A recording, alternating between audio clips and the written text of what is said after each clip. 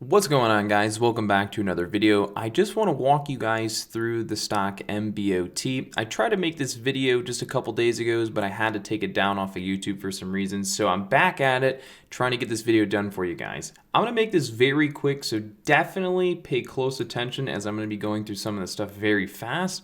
But the information you're going to receive is very good. So just make sure you pay attention. And stay focused. I'm going to run through this pretty quick so we can get this done so we don't have to take up too much of your guys' time. So this is MBOT, the stock that, as many of you guys know by now, ran a couple 100%. So the first day it went running, we're going to mark a couple things off for you. So the first day it went running, I want you guys to pay close attention to this. Something very common you will see with penny stocks that run like MBOT is once they break into new highs, they are notorious for coming back down to retest the previous high of day. So as I draw these lines, these support levels, look at what MBOT does as it comes across these different support levels. Okay, right here, we break into new highs, we come down, we retest the previous high, we bounce off support, we push into new highs, we come back down, we test previous support levels, we move higher, we come back down, we test previous support levels, we move higher, we come back down, we test previous support levels, we move higher. This is something you will commonly see with penny stocks and just stocks in general, is they like to push higher into new highs. Once they reach that new high, they tend to have their pullback and they start to consolidate, maybe show some signs of different pattern formation. They will pull back and usually test their previous support or their previous high. If they can hold above that previous high, a lot of times they'll push higher. The theory and the kind of the concept here is if the stock can break into new highs, come down and test the previous high that it just broke out from, it's kind of saying, hey, this stock wants to stay above the previous high and potentially move higher. We have just confirmed we can stay above where we previously were, thus probably going to move higher.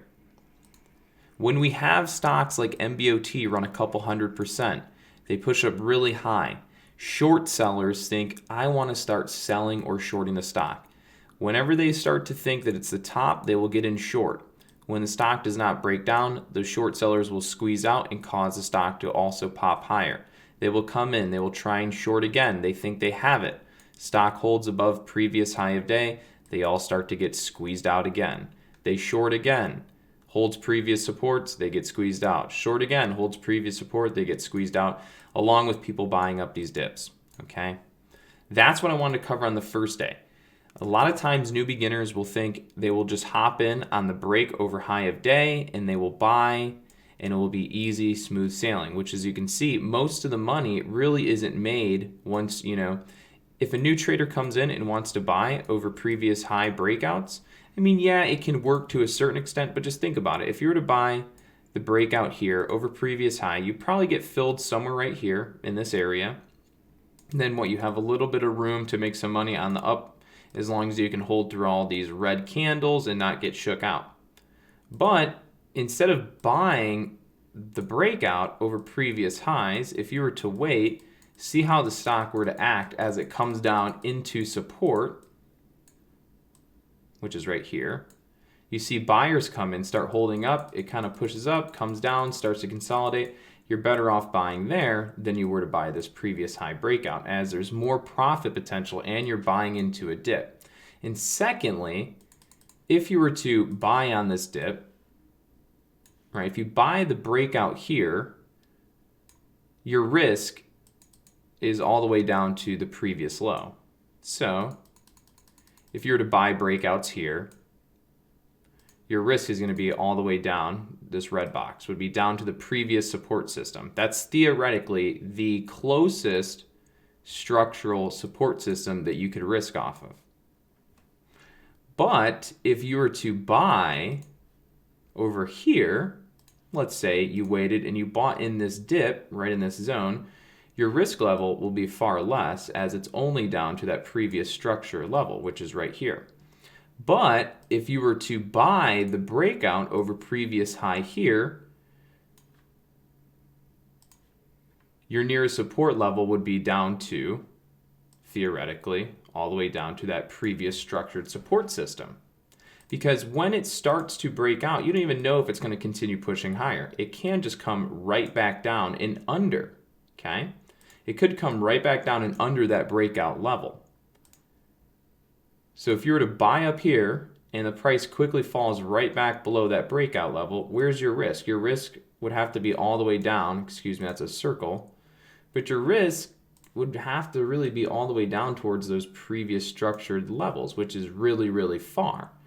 But if you're able to recognize it a little sooner and get in on your dips where you should be buying, you will see that the risk is far less when you buy in this dip. And you'll see your risk is far less, as you'd only be risking down to the previous structured system, anticipating the move up and then the breakout over. So as we kind of double back, that's where a lot of new traders will find themselves is, buying these breakouts over previous highs. So they'll come in, they'll buy the breakout over the previous high, buy the breakout over the previous high, buy breakouts over the previous high, when you should be looking for the stock to hold support on previous levels, buying in the dips, and then selling in the moves up here. Selling. The concept here is really you want to be the dip buyer. Once the price moves up, you're going to sell to the fresh new traders who are the breakout buyers. And that's the concept. All right, if you buy here in the dip and the price moves higher, you're going to start selling when all the new traders come in and bring the volume on the break over new high, and you start selling into them. This is why new traders lose a lot of money. When you first started trading, you'd buy a stock at its highs and it goes up a little bit, you start making a little bit of money, and then it quickly turns against you, and then you lose. And you do it again, and you lose, and you lose, and lose. And that's because people buying in the dips know that people are going to buy breakouts over previous highs, which brings in additional buying volume. And that's the type of buying volume we want, so we can easily sell to those traders buying that breakout over previous highs, depending on the situation. But that's kind of how it works, right? You have the dip buyer, we break into previous highs, new buyers come in, we can sell to them, and that's why you'll quickly see these candles slow down. There's not much growth to them. Right here, dip buyer pushes up, sell, sell, sell, right? And it makes it harder for the breakout buyer to make money because all the guys from before them are selling into that move and keeping it down a little bit. Moving to the next day on MBOT. This big squeeze we're not going to really talk about. I want to focus on this portion for you guys. Okay? Right here, this would be considered consolidation. Just going back and forth, not really doing a whole lot. Consolidation. What you want to know here is MBOT, give or take, has about a 2 million share float. If you're not familiar with what float is, that's the amount of shares that the open public can be buying on that stock at any given time. That is the amount of shares, in rotation, or that's the amount of supply that the stock has, is about 2 million shares.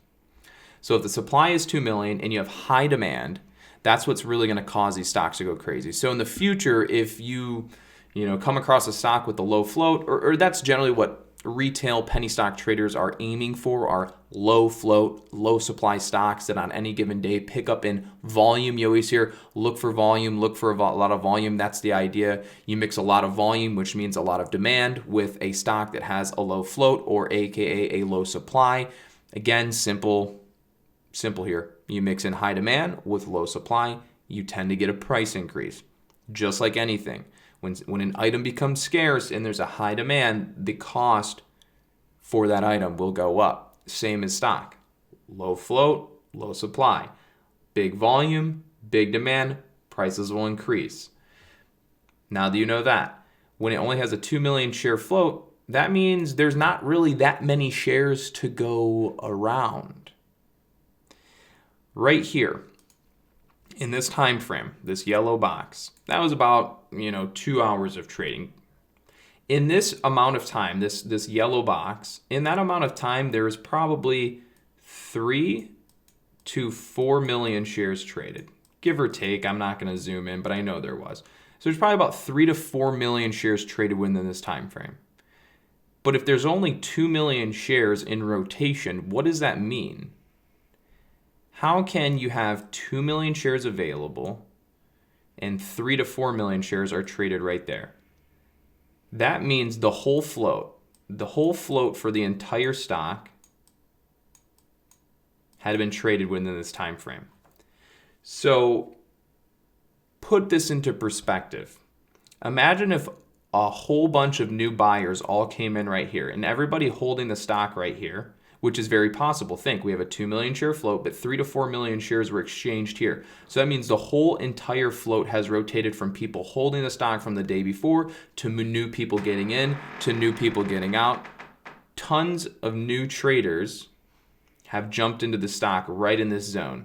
So if a bunch of new traders have come in right in this area, we know their stop loss is going to be right at about 17. Again, the entire supply for the stock is only 2 million. 3 to 4 million shares have been traded in this area.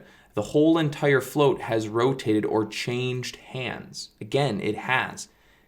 If you only have 2 million available and 3 to 4 million are traded, that means the entire float of the stock has been rotated hands, meaning one person owned them, now a new person owns them. So we know that within this zone, there's a whole set of new traders that now own that stock, new shareholders on that stock. So if a bunch of those new shareholders all bought here, we know that all those new shareholders that own pretty much all of the stock, because 3 to 4 million shares were traded, there's only 2 million in supply to buy. We know all the new traders here own all the shares basically at 17. So as soon as we can break down that consolidation and that 17 level, what do you think is going to happen? They're all going to panic sell and cause these massive panic sell-offs. And then, of course, the short sellers come in and pile and smash it down as well.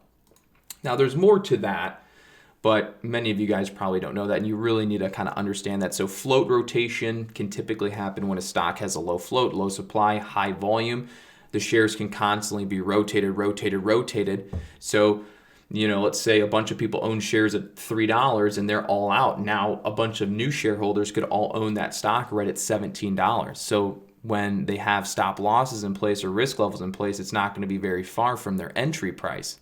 So when you take everybody that owns a stock all having somewhat of the same entry price, they're all going to have somewhat of the same risk level and stops level. So if you hit that, you trigger a bunch of stop losses, you'll trigger sells, and boom, boom, boom, down goes Frazier.